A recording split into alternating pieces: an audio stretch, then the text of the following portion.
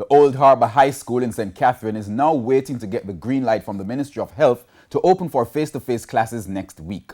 This follows an assessment by the Public Health Department, which gave the school a failing grade during its last inspection. Shamela Pullen has details.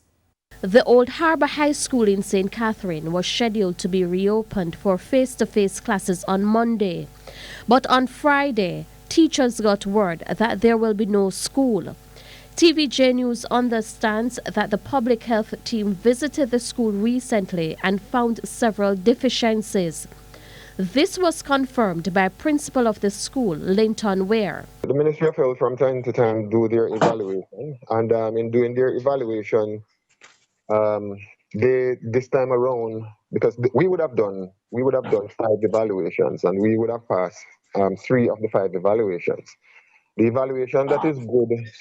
The evaluation that was good for last month is not good for this month, and that is how the Ministry of Health works.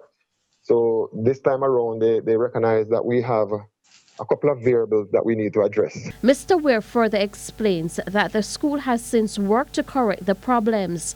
He said come Monday, the Ministry of Health will be back to do its final assessment. We're hopeful that come Monday, we will get the green light so that our students will be able to go back face to face so that we can continue the business of teaching and learning so that our Jamaican brothers and sisters can be fully educated. Because if it is that we're going to transform the landscape of Jamaica any at all, it means that our learners must be on top of their game, and all of us participating in the business of teaching and learning must endeavor to ensure that our young people get the best quality education.